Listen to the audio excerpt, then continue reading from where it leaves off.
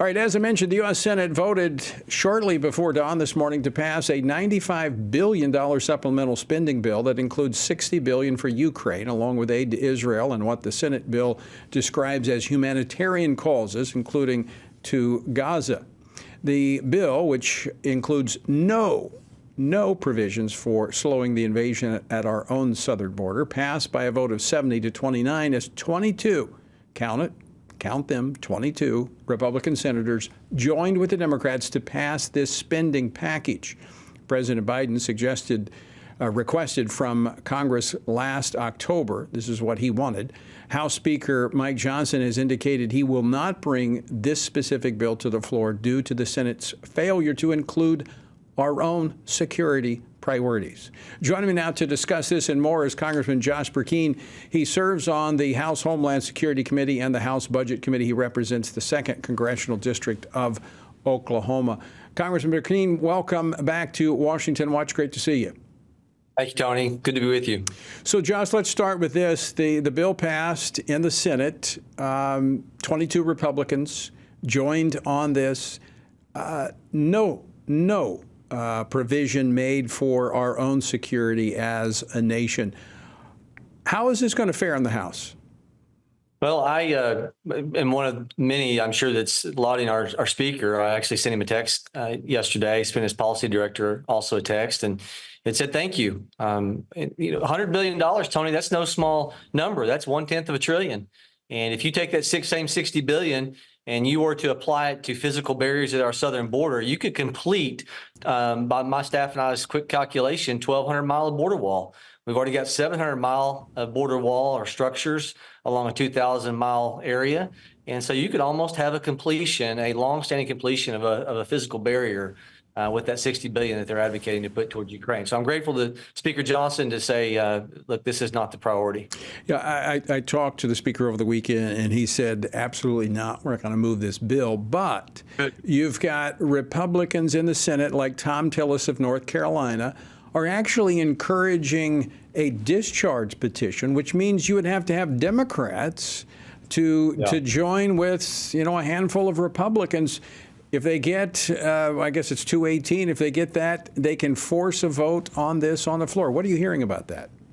Well, I hope to get into those conversations more. And in the past, that type of activity is always seen as undermining your speaker and his ability to negotiate and get the best deal, not just on one particular matter, but, for the length of their tenure. And so if they undermine the speaker, it really tells you something. And so I hope that the speaker, I hope that those conversations go fast and furious to put a cabal on that type of activity. The discharge petitions are actually rare. The last one to pass, I think, was back in 2015. So this doesn't happen often, but we've seen a lot in this Congress that doesn't happen often. And this with a very razor-thin majority. Of course, we have the majority leader back now. Steve Scalise is back. So I think we've got now, a 2-vote margin?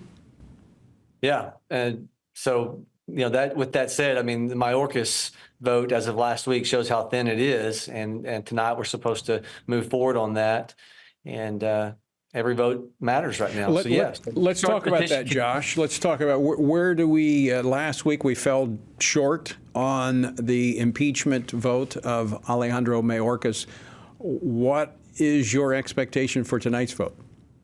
Well, I saw a member from New York. New York had inclement weather today, and so I saw one member just a minute ago, and they said that it looked like people from New York were able to get here. So with all the numbers, my expectation is that it will pass. And Tony, people that say, why do you do this if you know the 2/3 vote, which the Constitution sets up, impeachment on the House side, conviction on the Senate side, requiring 2/3. If we have every expectation the Senate's not going to do anything with it, why move it? It's because if you have the opportunity to address lawlessness and you choose not to because you say, well, they're not going to move on it, you're still accountable for your own actions. The House has to be accountable for itself, and the Senate has to be accountable for itself. Right. And the House, if we tolerate this, we empower it. The lawlessness, that is on our southern border. And for any bureaucrat to say the will of Congress or the will of the people doesn't matter. Yeah, excellent point, Josh. And I would give this analogy as a former police officer. You know, if I saw an act that violated the law, it was up to me to deal with that as a law enforcement officer, regardless of what the DA might do with it. The prosecutor might, maybe they don't like to prosecute certain kinds of crime, like littering, which is one that I was always big on because I hate to see people trashing the environment. But that didn't matter. I didn't write a ticket or make an arrest based upon what the prosecutor may do. I did it based upon what the law said. And that's what I see the House doing in this case. Tony, can you imagine what a different world we live in today if 30 and 40 years ago when people were issuing executive orders, if Congress said, no, Article 1, Section 1 says all legislative powers be vested in the Congress. You have no right. And impeachment would happen quickly on justices who operated in bad behavior, who didn't, just organically go back to the original text. If the Congress said you're out for bad behaviors, the Constitution tells us. What a different world we'd be in today. Instead of, on average, under Republican and Democrats, 300 executive orders. Under Washington, you had 8 executive orders. Under Madison, you had 1 executive order. Under Jefferson, you had 1. And yet now you progress all the way to Theodore Roosevelt. He issued 1,000 executive orders.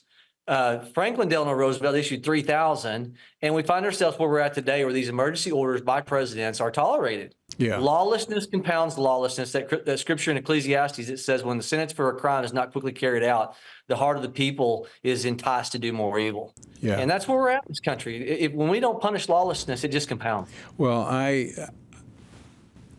know that there are many saying, well, why doesn't the Congress do this? Why doesn't the Congress do that? They're not doing this is important. It is the one lever we have to hold this administration accountable. Now, what the Senate does with it, that's up to them.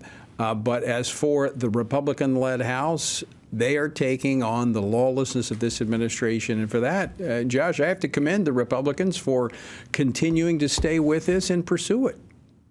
Yeah. Look, it has to happen. Lawlessness is not something to laugh at. The rule of law matters. We're losing it, Tony. That our debt, our deficit, all the things that most of us, really spend a lot of our time on our border. Lawlessness is really at the root of all of this.